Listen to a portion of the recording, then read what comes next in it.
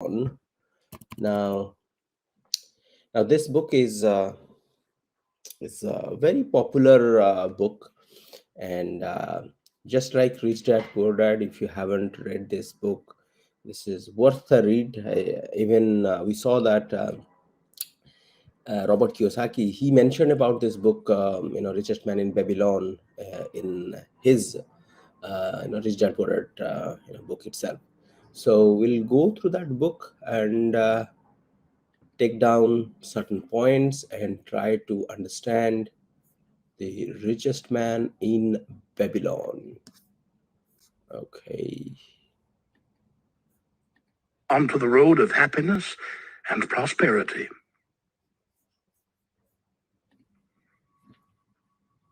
And now, the richest man in Babylon. Forward. Our prosperity as a nation depends upon the personal financial prosperity of each of us as individuals. This book deals with the personal successes of each of us. Success means accomplishments as the result of our own efforts and abilities. Proper preparation is the key to our success. Our acts can be no wiser than our thoughts. Our thinking can be no wiser than our understanding. This book of cures for lean purses has been termed a guide to financial understanding. That indeed is its purpose, to offer those who are ambitious for financial success an insight which will aid them to acquire money, to keep money, and to make their surpluses earn more money. In the pages which follow, we are taken back to Babylon, the cradle in which was nurtured the basic principles of finance now recognized and used the world over. To new readers, the author is happy to extend the wish that its pages may contain for them the same inspiration for growing bank accounts, greater financial successes, and the solution of difficult personal financial problems so enthusiastically reported by readers from coast to coast. To the business executives who have distributed these tales in such generous quantities to friends, relatives, employees, and associates, the author takes this opportunity to express his gratitude. No endorsement could be higher than that of practical men who appreciate its teachings because they themselves have worked up to important successes by applying the very principles it advocates. Babylon became the wealthiest city of the ancient world because its citizens were the richest people of their time. They appreciated the value of money. They practiced sound financial principles in acquiring money, keeping money, and making their money earn more money. They provided for themselves what we all desire: incomes for the future. GSC. Chapter 1. The Man Who Desired Gold. Banseer, the chariot builder of Babylon, was thoroughly discouraged.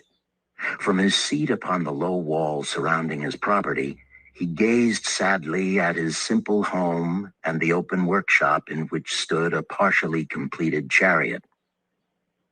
His wife frequently appeared at the open door. Her furtive glances in his direction reminded him that the meal bag was almost empty and he should be at work finishing the chariot, hammering and hewing, polishing and painting, stretching taut the leather over the wheel rims, preparing it for delivery so he could collect from his wealthy customer.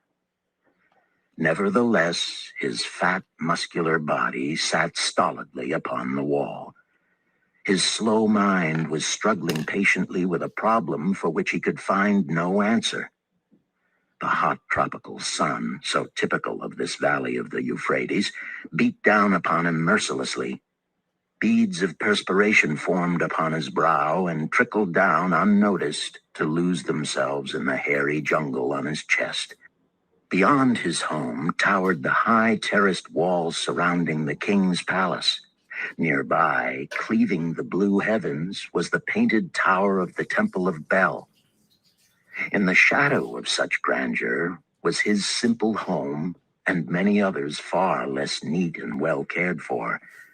Babylon was like this, a mixture of grandeur and squalor, of dazzling wealth and direst poverty, crowded together without plan or system within the protecting walls of the city. Behind him, had he cared to turn and look, the noisy chariots of the rich jostled and crowded aside the sandaled tradesmen as well as the barefooted beggars. Even the rich were forced to turn into the gutters to clear the way for the long lines of slave water carriers on the king's business, each bearing a heavy goatskin of water to be poured upon the hanging gardens. Bansir was too engrossed in his own problem to hear or heed the confused hubbub of the busy city. It was the unexpected twanging of the strings from a familiar lyre that aroused him from his reverie. He turned and looked into the sensitive, smiling face of his best friend, Kabai, the musician. "May the gods bless thee with great liberality, my good friend," began Kabai with an elaborate salute. "Yet it does appear they have already been so generous thou needst not to labor. I rejoice with thee in thy good fortune. More, I would even share it with thee. Pray from thy purse, which must be bulging, else thou wouldst be busy in yon shop. Extract but 2 humble shekels and lend them to me until after the nobleman's feast this night. Thou wilt not miss them ere they are returned." "If I did have 2 shekels," Bansir responded gloomily, "to no one could I lend them, not even to you, my best of friends, for they would be my fortune, my entire fortune. No one lends his entire fortune, not even to his best friend." "What?" exclaimed Kabai with genuine surprise. "Thou hast not 1 shekel in thy purse, yet sit like a statue upon a wall. Why not complete that chariot? How else canst thou provide for thy noble appetite? 'Tis not like thee, my friend. Where is thy endless energy? Doth something distress thee? Have the gods brought to thee troubles?" "A torment from the gods it must be," Bansir agreed. "It began with a dream, a senseless dream in which I thought I was a man of means. From my belt hung a handsome purse, heavy with coins. There were shekels which I cast with careless freedom to the beggars. There were pieces of silver with which I did buy finery for my wife and whatever I did desire for myself. There were pieces of gold which made me feel assured of the future and unafraid to spend the silver. A glorious feeling of contentment was within me. You would not have known me for thy hard-working friend, nor wouldst have known my wife, so free from wrinkles was her face and shining with happiness. She was again the smiling maiden of our early married days." "A pleasant dream indeed," commented Kabai. "But why should such pleasant feelings as it aroused turn thee into a glum statue upon the wall?" "Why, indeed? Because when I awoke and remembered how empty was my purse, a feeling of rebellion swept over me. Let us talk it over together, for, as the sailors do say, we ride in the same boat, we two. As youngsters, we went together to the priests to learn wisdom. As young men, we shared each other's pleasures. As grown men, we have always been close friends. We have been contented subjects of our kind. We have been satisfied to work long hours and spend our earnings freely.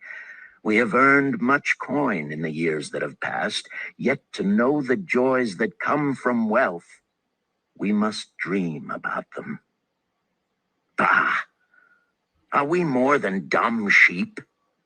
We live in the richest city in all the world. The travelers do say none equals it in wealth. About us is much display of wealth, but of it we ourselves have not. After half a lifetime of hard labor, thou, my best of friends, hast an empty purse, and sayest to me, may I borrow such a trifle as 2 shekels until after the nobleman's feast this night? Then what do I reply? Do I say, here is my purse, its contents will I gladly share? No, I admit that my purse is as empty as thine. What is the matter? Why cannot we acquire silver and gold, more than enough for food and robes? Consider also our sons, Bansir continued. Are they not following in the footsteps of their fathers? Need they and their families and their sons' families live all their lives in the midst of such treasures of gold, and yet, like us, be content to banquet upon sour goat's milk and porridge? Never in all the years of our friendship didst thou talk like this before, Bansir. Kabai was puzzled. Never in all those years did I think like this before. From early dawn until darkness stopped me, I have labored to build the finest chariots any man could make, soft-heartedly hoping someday the gods would recognize my worthy deeds and bestow upon me great prosperity. This they have never done. At last I realize this they will never do. Therefore my heart is sad. I wish to be a man of means. I wish to own lands and cattle, to have fine robes and coins in my purse. I am willing to work for these things with all the strength in my back, with all the skill in my hands, with all the cunning in my mind. But I wish my labors to be fairly rewarded. What is the matter with us? Again, I ask you, why cannot we have our just share of the good things so plentiful for those who have the gold with which to buy them? Would I knew the answer, Kabai replied. No better than thou am I satisfied. My earnings from my lyre are quickly gone. Often must I plan and scheme that my family be not hungry. Also within my breast is a deep longing for a lyre large enough that it may truly sing the strains of music that do surge through my mind. With such an instrument could I make music finer than even the king has ever heard before. Such a lyre thou shouldst have. No man in all Babylon could make it sing more sweetly. Could make it sing so sweetly not only the king, but the gods themselves would be delighted. But how mayest thou secure it while we both of us are as poor as the king's slaves? Listen to the bell. Here they come. He pointed to the long column of half-naked, sweating water-bearers plodding laboriously up the narrow street from the river. 5 abreast they marched, each bent under a heavy goatskin of water. A fine figure of a man he who doth lead them, Kabai indicated the wearer of the bell who marched in front without a load. A prominent man in his own country, 'tis easy to see.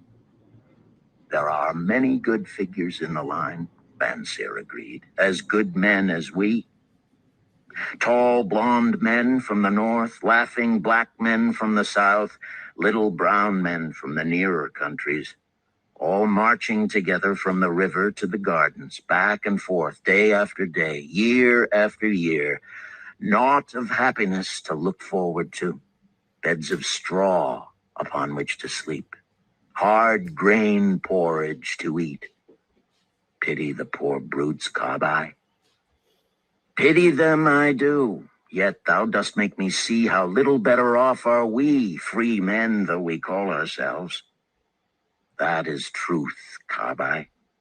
Unpleasant thought though it may be. We do not wish to go on year after year living slavish lives, working, getting nowhere. Might we not find out how others acquire gold and do as they do? Kabai inquired. Perhaps there is some secret we might learn if we but sought from those who knew, replied Banseer thoughtfully. This very day, suggested Kabai, I did pass our old friend Arkad, riding in his golden chariot. This I will say, he did not look over my humble head as many in his station might consider his right. Instead, he did wave his hand that all onlookers might see him pay greetings and bestow his smile of friendship upon Kabai, the musician. He is claimed to be the richest man in all Babylon, Banseer mused. So rich, the king is said to seek his golden aid in affairs of the treasury, Kabai replied. So rich, Banseer interrupted. I fear if I should meet him in the darkness of the night, I should lay my hands upon his fat wallet. Nonsense, reproved Kabai. A man's wealth is not in a purse he carries. A fat purse quickly empties if there be no golden stream to refill it. Arkad has an income that constantly keeps his purse full, no matter how liberally he spends. So, so let's do a quick catch up then. So this is about so two friends they are talking, Kabai and Banzir, and so that's the ancient city of Babylon, as the book name suggests as well, and so both of them they are working in the city, and they are complaining that they keep working hard and hard and hard, and they don't make that money, or they are not rich. They talk about Arcad is another person who is the richest man in Babylon, and the big the book is all about the teachings by Arcad. But yeah, so there, Kabai is, he mentions about Arcad, and how rich he is. And when Banzir says that Arcad has a fat wallet, and Kabai is saying that no, by having a fat wallet, you don't be rich, but you need to keep filling the, your wallet with gold coins. That means that income should, that cash flow, the income should keep coming in, and that is what makes you rich, not having the money, a lot of money. But so that means the money, once you have it, then later on, as you keep spending and all, so you will run out of it. So that means it's all about the cash flow. What Robert Kiyosaki mentions about exactly the same thing they are also discussing about. Okay. Income. That is the thing, ejaculated Banseer. I wish an income that will keep flowing into my purse, whether I sit upon the wall or travel to far lands. So that is what he talks about, the financial freedom. It talks about an income which keeps coming in without him working. So that means even if he's on holidays, or so that's in the modern days. So we are just interpreting it in the modern days. What does that look like? So that's where the book's teachings are all about. Arkad must know how a man can make an income for himself. Dost suppose it is something he could make clear to a mind as slow as mine? Methinks he did teach his knowledge to his son, Nomasir, Kabai responded. Did he not go to Nineveh and, so it is told at the inn, become, without aid from his father, one of the richest men in that city? Kabai, thou bringest to me a rare thought. A new light gleamed in Banseer's eyes. It costs nothing to ask wise advice from a good friend, and Arkad was always that. Never mind though our purses be as empty as the falcon's nest of a year ago. Let that not detain us. We are weary of being without gold in the midst of plenty. We wish to become men of means. Come, let us go to Arkad and ask how we also may acquire incomes for ourselves. So that's where it starts. So that means it talks about having a mentor or someone who has done it, when they go and ask, I think if this story resonates so much with Robert's story as well. And Robert, he went and he was seeking out the knowledge about the finances. And then Robert's friend, if I'm not wrong, it was Michael, I guess. So Mike's dad is who he calls Rich Dad. Okay, and he goes and he learns from Mike's dad, or his rich dad. He says, and exactly the same way Benzier and Kabai. So they are now discussing that, okay, we'll go to our card and ask him about how do you make money, or how do you make that cash flow, because our card is not only the richest man, but he also made his son all, in another city, in near Babylon. He's the richest man in that city.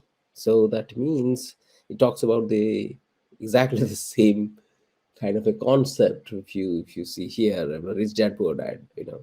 So that means the teaching. So one person has taught the kid, his son, and then I think that, okay, so that means with the teaching somebody can change his finances. And the Arcad is a friend as well of Kabai and Benzier. So so they are going to, so that's how the story starts, or the books, the entire teaching of Arcad is what the book is all about. Thou speakest with true inspiration, Bansier. Thou bringest to my mind a new understanding. Thou makest me to realize the reason why we have never found any measure of wealth. We never sought it.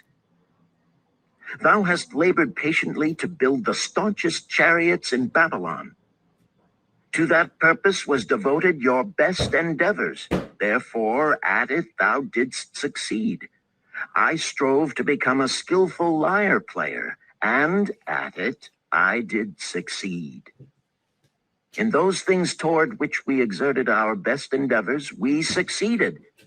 The gods were content to let us continue thus. Now at last we see a light, bright like that from the rising sun.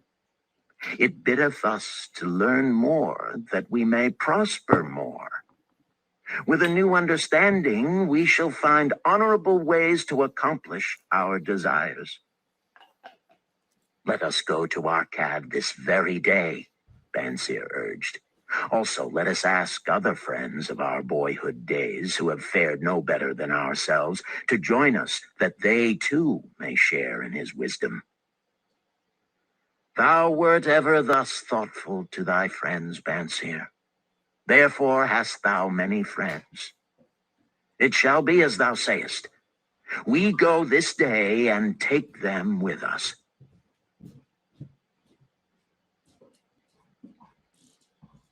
Chapter 2. The Richest Man in Babylon. In old Babylon, there once lived a certain very rich man named Arcad. Far and wide, he was famed for his great wealth. Also was he famed for his liberality. He was generous in his charities. He was generous with his family. He was liberal in his own expenses. But nevertheless, each year his wealth increased more rapidly than he spent it. And there were certain friends of younger days who came to him and said, You, Arcad, are more fortunate than we. You have become the richest man in all Babylon while we struggle for existence. You can wear the finest garments, and you can enjoy the rarest foods, while we must be content if we can clothe our families in raiment that is presentable and feed them as best we can. Yet once we were equal. We studied under the same master. We played in the same games, and in neither the studies nor the games did you outshine us. And in the years since, you have been no more an honorable citizen than we. Nor have you worked harder or more faithfully insofar as we can judge. Why then should a fickle fate single you out to enjoy all the good things of life and ignore us who are equally deserving? Thereupon Arcad remonstrated with them, saying, if you have not acquired more than a bare existence in the years since we were youths, it is because you either have failed to learn the laws that govern the building of wealth, or else you do not observe them. Fickle fate is a vicious goddess who brings no permanent good to anyone. On the contrary, she brings ruin to almost every man upon whom she showers unearned gold. She makes wanton spenders who soon dissipate all they receive and are left beset by overwhelming appetites and desires they have not the ability to gratify. Yet others whom she favors become misers and hoard their wealth, fearing to spend what they have, knowing they do not possess the ability to replace it. They further are beset by fear of robbers and doom themselves to lives of emptiness and secret misery. Others there probably are who can take unearned gold and add to it and continue to be happy and contented citizens. But so few are they, I know of them but by hearsay. Think you of the men who have inherited sudden wealth, and see if these things are not so. His friends admitted that of the men they knew who had inherited wealth, these words were true, and they besought him to explain to them how he had become possessed of so much prosperity. So he continued, in my youth, I looked about me and saw all the good things there were to bring happiness and contentment, and I realized that wealth increased the potency of all these. Wealth is a power.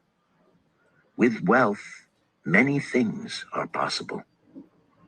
One may ornament the home with the richest of furnishings.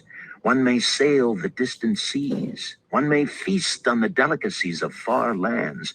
One may buy the ornaments of the gold worker and the stone polisher.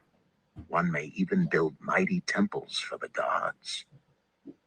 One may do all these things and many others in which there is delight for the senses and gratification for the soul. And when I realized all this, I decided to myself that I would claim my share of the good things of life. I would not be one of those who stand afar off, enviously watching others enjoy. I would not be content to clothe myself in the cheapest raiment that looked respectable. I would not be satisfied with the lot of a poor man. On the contrary, I would make myself a guest at this banquet of good things.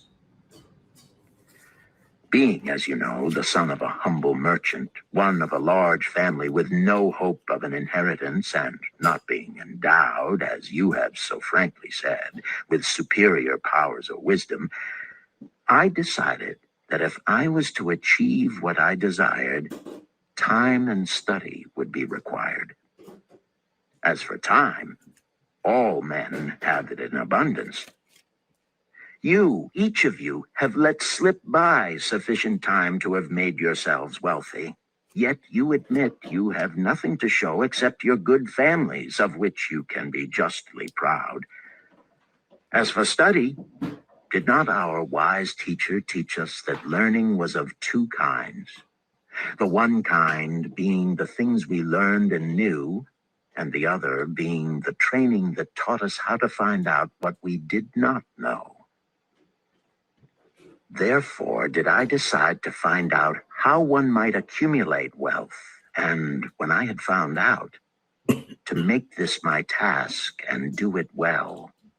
For is it not wise that we should enjoy while we dwell in the brightness of the sunshine? For sorrows enough shall descend upon us when we depart for the darkness of the world of spirit. I found employment as a scribe in the hall of records, and long hours each day I labored upon the clay tablets. Week after week and month after month I labored, yet for my earnings I had naught to show. Food and clothing and penance to the gods and other things of which I could remember not what absorbed all my earnings, but my determination did not leave me. And one day, Algamish, the moneylender, came to the house of the city master and ordered a copy of the 9th law, and he said to me, I must have this in 2 days, and if the task is done by that time, 2 coppers will I give to thee. So I labored hard, but the law was long, and when Algamish returned, the task was unfinished. He was angry, and had I been his slave, he would have beaten me. But knowing the city master would not permit him to injure me, I was unafraid. So I said to him, Algamish, you are a very rich man. Tell me how I may also become rich, and all night I will carve upon the clay, and when the sun rises, it shall be completed. He smiled at me and replied, You are a forward knave, but we will call it a bargain. All that night I carved, though my back pained and the smell of the wick made my head ache until my eyes could hardly see. But when he returned at sunup, the tablets were complete. Now, I said, tell me what you promised. You have fulfilled your part of our bargain, my son, he said to me kindly, and I am ready to fulfill mine. I will tell you these things you wish to know because I am becoming an old man, and an old tongue loves to wag. And when youth comes to age for advice, he receives the wisdom of years. But too often does youth think that age knows only the wisdom of days that are gone, and therefore profits not. But remember this, the sun that shines today is the sun that shone when thy father was born, and will still be shining when thy last grandchild shall pass into the darkness. The thoughts of youth, he continued, are bright lights that shine forth like the meteors that oft make brilliant the sky. But the wisdom of age is like the fixed stars that shine so unchanged that the sailor may depend upon them to steer his course. Mark you well my words, for if you do not, you will fail to grasp the truth that I will tell you, and you will think that your night's work has been in vain. Then he looked at me shrewdly from under his shaggy brows and said in a low, forceful tone, I found the road to wealth when I decided that a part of all I earned was mine to keep. And so will you. Then he continued to look at me with a glance that I could feel pierce me, but said no more. Is that all?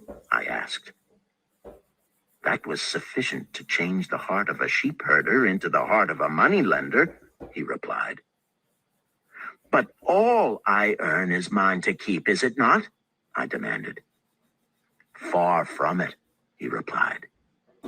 Do you not pay the garment maker? Do you not pay the sandal maker? Do you not pay for the things you eat? Can you live in Babylon without spending? What have you to show for your earnings of the past month? What for the past year? Fool. You pay to everyone but yourself. Dullard. You labor for others. As well be a slave and work for what your master gives you to eat and wear. If you did keep for yourself 1/10 of all you earn, how much would you have in 10 years? My knowledge of the numbers did not forsake me, and I answered, as much as I earn in 1 year. You speak but half the truth, he retorted. Every gold piece you save is a slave to work for you. All right, okay. So we will. just summarize a bit, and now we'll and a Kabai and Benzier. So both of them, they go to Arcad. Okay, Arcad is the richest man in Babylon now. So Arcad is their good friends, and then they go and ask that how do you make how are you so rich? And then Arcad goes and he tells his story about how he learned, and he was an average person as well. And he talks about a gentleman or a rich man from who he learned. It's his name is Algamish. So now this entire kind of a book is the teachings, or the learnings about Algamish. The first thing, first lesson, if we covered that as well in the Rich Dad Poor Dad, paying yourself first. Okay, so what does that mean, paying yourself first? And so that means that he talks about, okay, what do you mean, paying? So I do, um, and that means about whatever the earnings, so what you have, say that, okay, so did you not pay for the food what you ate? Yes, you did. And the clothes what you wear. So that means these are all expenses. That means you are giving the money out, and without paying yourself, you are paying to other people. So that is what the first lesson is trying to teach, is 1/10 of your income you should at least, at least 1/10 of your income you should pay yourself. So that means he talks about spending, when you are giving it away to other people, before you spend, you just allocate part of your money, and at least 1/10 of it, and you save it. Okay, and then you will talk about growing it, because it's not about how much of money you have, but how you can create that cash flow that keeps coming in. Okay, doesn't matter where you are. And that is the most important lesson everyone, all of us, should learn, so that you are not controlled by money, but you control the money itself and the cash flow itself. So, Richest Man in Babylon, wonderful book. We'll keep our audiobook club on, and keep reading. If you haven't subscribed to our YouTube channel,